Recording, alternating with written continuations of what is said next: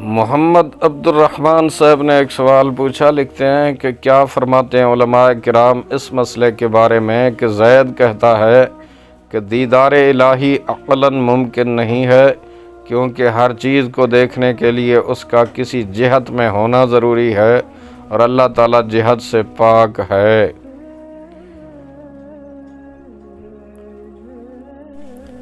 کسی چیز کو دیکھنے کے لیے اس چیز کا کوئی رنگ ہونا بھی ضروری ہے اور اللہ تعالیٰ رنگ سے بھی پاک ہے۔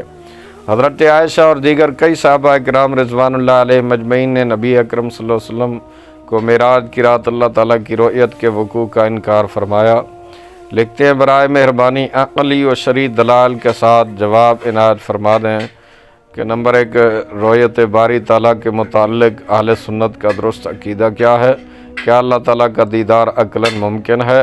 جب اللہ تعالیٰ جہت و رنگ سے پاک ہے تو ان کے بغیر اللہ تعالیٰ کا دیدار کیسے ہوگا؟ اور تیسری بات کہ حضرت عائشہ اور دیگر کئی صحابہ کرام رضوان اللہ علیہ مجمعین کے معراج کی رات دیدار باری تعالیٰ کا انکار کرنے سے کیا رؤیت باری کا محال عقلی ہونا ثابت ہوتا ہے؟ نمبر 4، جاگتی آنکھوں سے اللہ تعالیٰ کا دیدار ہونے کے متعلق اہل سنت کا کیا عقیدہ ہے اور اس کے منکر کا کیا عقیدہ ہے؟ بسم اللہ الرحمن الرحیم۔ الجواب بعون الملک الوہاب، اللہم ہدایت الحق والصواب۔ اہل سنت و جماعت کا یہ عقیدہ ہے کہ اللہ تعالیٰ کا دیدار عقلاً ممکن ہے۔ اس عقیدے پر عقلی دلائل بھی موجود ہیں اور قرآن پاک کی کثیر آیات اور احادیث طیبہ سے یہ عقیدہ ثابت بھی ہے۔ یہی صحابہ کرام کا متفقہ عقیدہ ہے اور اسی پر تمام اہل سنت کا اجماع ہے۔ بلکہ اہل سنت کا عقیدہ تو یہ ہے کہ آخرت میں مسلمانوں کو اللہ تعالیٰ کا دیدار نصیب بھی ہوگا۔ رؤیت باری تعالیٰ کے ممکن ہونے پر عقلی دلائل کیا ہیں؟ سنیے۔ نمبر 1، مثلاً جوہر مثلاً کسی بھی جسم کے طول و عرض کو بھی دیکھا جا سکتا ہے اور اعراض مثلاً رنگ، روشنی وغیرہ کو بھی دیکھا جا سکتا ہے۔ عقل اس بات کا تقاضا کرتی ہے کہ کوئی ایسی علت ہونی چاہیے جو دونوں میں مشترک ہو، کیونکہ ایک جیسے احکام کی مختلف علتیں ہونا عقلاً ناممکن ہے، اور جوہر اور عرض دونوں میں وجود مشترک ہے، جس کا مفہوم یہ ہے کہ جو ذات موجود ہوگی اسے دیکھنا عقلاً درست ہوگا، اور اللہ تعالیٰ بھی موجود ہے، لہٰذا اللہ تعالیٰ کو بھی دیکھنا عقلاً درست ہے۔ امام اشعری رحمۃ اللہ علیہ فرماتے ہیں، آنکھوں سے اللہ تعالیٰ کی رؤیت کے دلائل میں سے ایک یہ بھی ہے کہ جب اللہ تعالیٰ موجود ہے تو ممکن ہے کہ اللہ تعالیٰ ہمیں اپنے دیدار سے مشرف فرما دے، کیونکہ جس کو دیکھنا ممکن نہیں ہوتا وہ معدوم ہوتا ہے۔ تو جب اللہ عز و جل کا موجود ہونا ثابت ہے تو یہ بات محال نہیں ہے کہ وہ ہمیں اپنی رؤیت سے مشرف فرما دے۔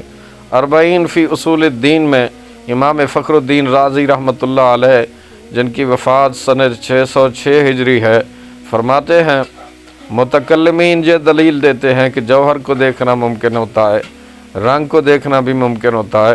جوہر اور رنگ رؤیت کے ممکن ہونے میں مشترک ہیں، اور یہ رؤیت کا ممکن ہونا حادث ہے، لہذا اس کے لیے کسی علت کا ہونا ضروری ہے۔ حکم مشترک کی علت کا مشترک ہونا بھی ضروری ہے، کیونکہ ایک جیسے احکام کی مختلف علتیں ہونا ناممکن ہے۔ جوہر اور اعراض کی مشترک علت وجود ہے، لہذا ذات باری تعالیٰ میں رؤیت کے ممکن ہونے کی علت وجود پائی جاتی ہے۔ جب علت پائی جا رہی ہے تو حکم بھی لازماً پایا جائے گا، لہذا اللہ تعالیٰ کی رؤیت کے ممکن ہونے کا قول کرنا عقلاً واجب ہے۔ نمبر 2، عقلی اصول یہ ہے کہ جو ذات اپنے آپ کو نہیں دیکھ سکتی وہ اشیاء کو بھی نہیں دیکھ سکتی، اور جو ذات خود اپنے آپ کو دیکھ سکتی ہے وہ دوسروں کا بھی اسے دیکھنا ممکن ہوتا ہے۔ جب یہ بات ثابت ہے کہ اللہ تعالیٰ اشیاء کو دیکھتا ہے تو یہ بھی ثابت ہوا کہ اللہ تعالیٰ خود اپنی ذات کو بھی دیکھ سکتا ہے۔ جب اللہ تعالیٰ خود اپنی ذات کو دیکھ سکتا ہے تو ثابت ہوا ہمارا اس ذات کے دیدار سے مشرف ہونا بھی عقلاً ممکن ہے۔ علامہ فضل الرسول بدایونی رحمۃ اللہ علیہ فرماتے ہیں کہ ہمارے یہاں اس بات پر کوئی اختلاف نہیں ہے کہ اللہ تعالیٰ اپنی مقدس ذات کو دیکھتا ہے۔ امام اشعری رحمۃ اللہ علیہ فرماتے ہیں، جاگتی آنکھوں سے اللہ تعالیٰ کی رؤیت کے دلائل میں سے ایک یہ بھی ہے کہ اللہ تعالیٰ اشیاء کو دیکھتا ہے۔ جب یہ بات ثابت ہے تو اصول یہ ہے جو ذات اپنے آپ کو نہیں دیکھ سکتی وہ اشیاء کو بھی نہیں دیکھ سکتی۔ جو ذات خود اپنے آپ کو دیکھ سکتی ہے دوسروں کا بھی اسی دیکھنا ممکن ہوتا ہے۔ اس اصول کی روشنی میں جب یہ بات ثابت ہے کہ اللہ تعالیٰ اشیاء کو دیکھتا ہے تو یہ بھی ثابت ہوا کہ اللہ تعالیٰ خود اپنی ذات کو بھی دیکھ سکتا ہے۔ جب اللہ تعالیٰ خود اپنی ذات کو دیکھ سکتا ہے تو ثابت ہوا ہمارا اس ذات کے دیدار سے مشرف ہونا بھی ممکن ہے۔ نمبر 3، اگر عقل کو بالکل خالی چھوڑ دیا جائے اور کوئی دلیل پیش نہ کی جائے تو عقل خود بھی رؤیت باری تعالیٰ کو ممکن سمجھتی ہے اور اس کے محال ہونے کا حکم نہیں لگاتی۔ اگر رؤیت باری تعالیٰ عقلاً محال ہوتی تو کسی دلیل کی ضرورت نہ پڑتی اور عقل اصلاً رؤیت باری تعالیٰ کے ممکن ہونے کا انکار کرتی، کیونکہ اصل اللہ تعالیٰ کے علاوہ ہر چیز کا نہ ہونا۔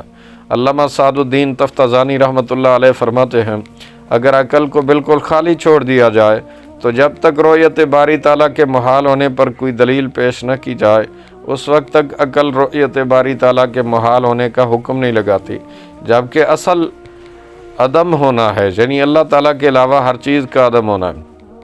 نمبر 4، رؤیت کے لیے جسے دیکھا جا رہا ہے اس کا جسم، جہت، رنگ والا ہونا ضروری و مشروط نہیں ہے، بلکہ رؤیت اللہ تعالیٰ کی تخلیق ہے کہ وہ جس کے لیے چاہے جتنی چاہے تخلیق فرما دے، اس لیے یہ بات عقلاً ممکن ہے۔ چین میں بیٹھا شخص مغرب میں واقع اندلس میں مچھر کو اڑتا ہوا دیکھ لے، ہاں عادت الہیہ یہی جاری ہے کہ اللہ تعالیٰ اسباب مذکورہ کے تحت ہی رؤیت کو تخلیق فرماتا ہے اور ان اسباب کے نہ ہونے پر تخلیق نہیں فرماتا، لیکن ممکن ہے کہ وہ جس کے لیے چاہے خارق عادت تخلیق فرما دے، جیسا کہ نبی اکرم صلی اللہ علیہ وسلم اپنے پیچھے بھی ایسے دیکھتے تھے جیسے آگے دیکھتے تھے۔ ایک بہت قوی عقلی اعتراض یہ ہے کہ رؤیت کے لیے شرط ہے جسے دیکھا جا رہا ہے وہ کسی مکان اور جہت میں ہو، ورنہ رؤیت ممکن نہیں ہے۔ اس کا جواب یہ ہے کہ یہ شرط معتبر نہیں ہے۔ اس کے تحت النبراس میں علامہ عبدالعزیز پرہاڑوی رحمۃ اللہ علیہ لکھتے ہیں، در حقیقت ہمارے نزدیک رؤیت اللہ تعالیٰ کی تخلیق ہے، وہ جس کے لیے چاہے جتنی چاہے تخلیق فرما دے۔ اسی لیے مشائخ نے اس بات کی صراحت کی ہے کہ یہ بات عقلاً ممکن ہے کہ چین میں بیٹھا اندھا شخص مغرب میں واقع اندلس میں پسو کو اڑتا ہوا دیکھ لے، ہاں عادت الہیہ یہی جاری ہے کہ اللہ تعالیٰ اسباب مذکورہ کے تحت ہی رؤیت کو تخلیق فرماتا ہے، ان اسباب کے نہ ہونے پر تخلیق نہیں فرماتا، لیکن ممکن ہے وہ جس کے لیے چاہے خارق عادت تخلیق فرما دے، جیسا کہ نبی علیہ السلام اپنے پیچھے سے بھی ایسے ہی دیکھتے تھے جیسے آگے دیکھتے تھے۔ فتاوی شارح بخاری میں علامہ شریف الحق امجدی رحمۃ اللہ علیہ فرماتے ہیں، دکھائی دینے کے لیے جسم والا ہونا ضروری نہیں، بلکہ بربناء تحقیق جسم کا دکھائی دینا محال۔ ہم جسم کے رنگ، روپ، ڈیل ڈول کو دیکھتے ہیں، جسم کو نہیں دیکھتے۔ روشنی اندھیرا جسم نہیں مگر ہم دیکھتے ہیں، اس لیے یہ اصطلاح فاسد ہے۔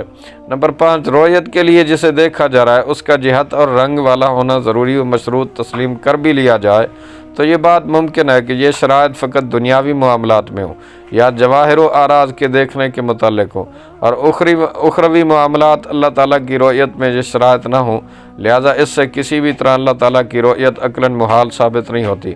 علامہ عبدالعزیز پرہاڑوی رحمۃ اللہ علیہ فرماتے ہیں، اگر ہم جہت وغیرہ کو شرط تسلیم کر بھی لیں تو یہ شرائط فقط دنیاوی معاملات میں ہیں یا جواہر اور اعراض کے دیکھنے سے متعلق ہیں، ممکن ہے کہ اخروی معاملات اور اللہ تعالیٰ کی رؤیت میں یہ شرائط نہ ہوں۔